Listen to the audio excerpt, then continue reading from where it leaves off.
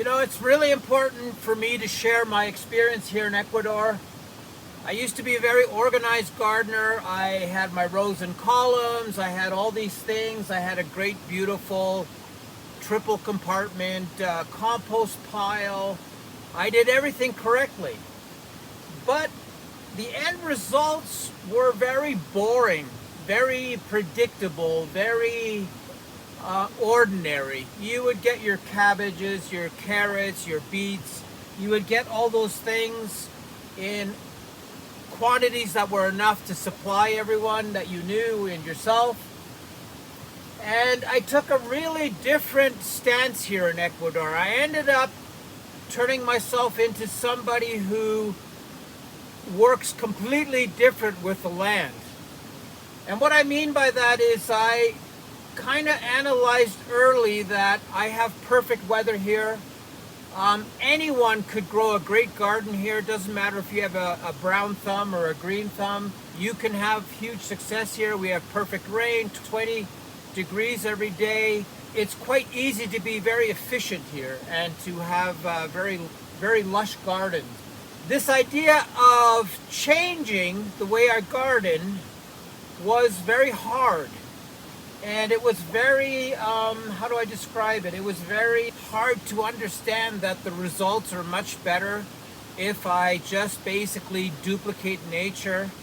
There's hundreds of videos. I'll have a avocado seed and the guy puts a toothpick in both sides and babies it to death, waits for it to sprout and then plants it. I don't do any of that. I take the avocado seeds and I put them in a spot where they're going to germinate immediately. No fuss, no hassle, just go, go, go.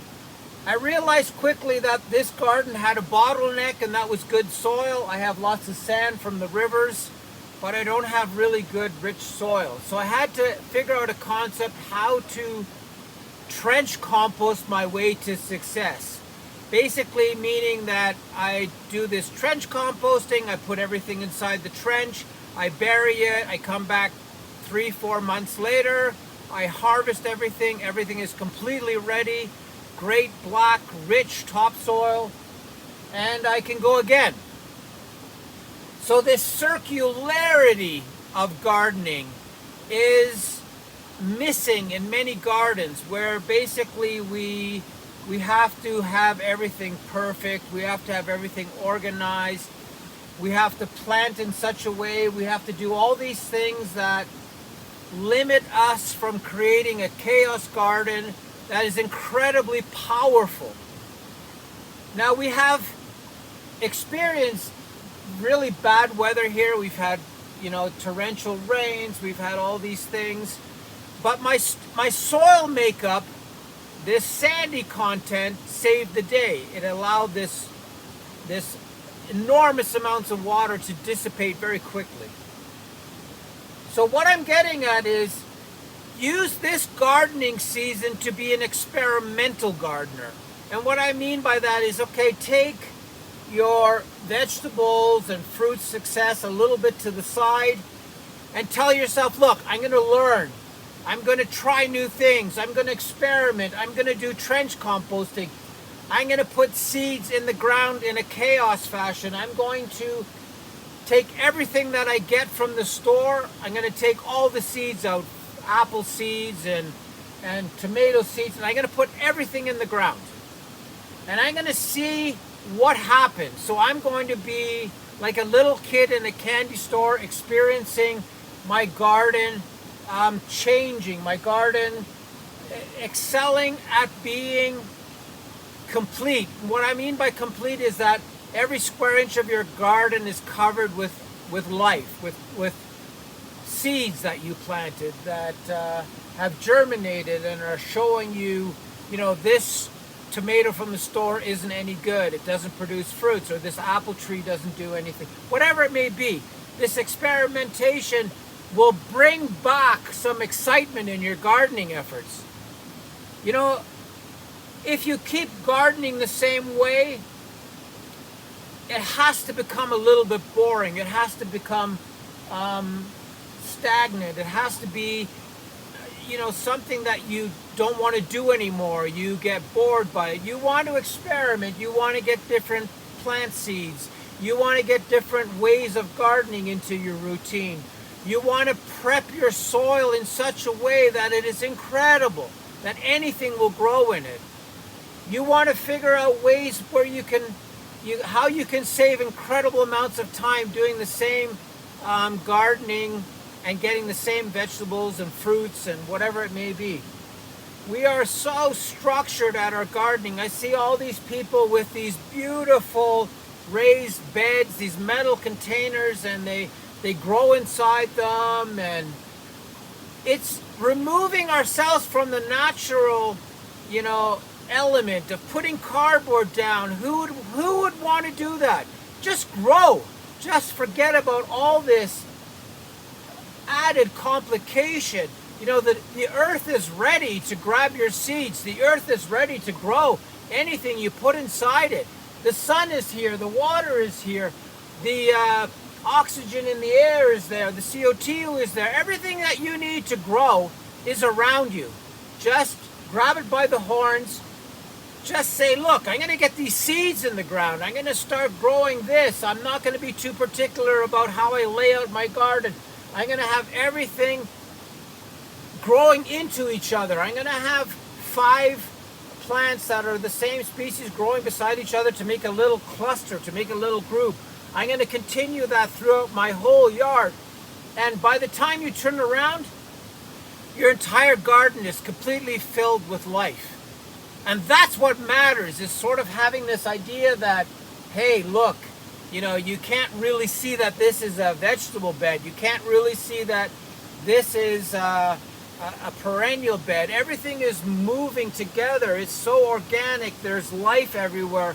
You're attracting butterflies, lizards, birds, rats, mice. Everything shows up in your garden.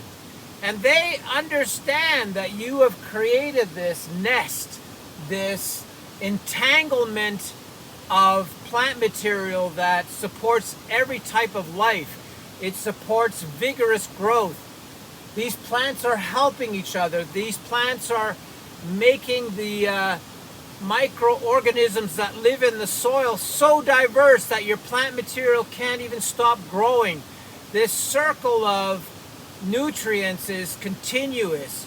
You have a continuous flow of energy in your garden. This idea of energy is what people don't get. They don't understand that when you plant a row of cabbage, that there's so much empty space around those plants that take 3-4 months to grow to a full size, and they'll take up the space then. It's this idea of everything being interconnected in your garden, having everything working together. And we have to understand that a garden like this can probably supply 20 people with fruits and vegetables. I don't need that much fruit and vegetables, so I can gamble on doing things that are a little bit different. I don't need rows and columns. I don't need that quantity of food.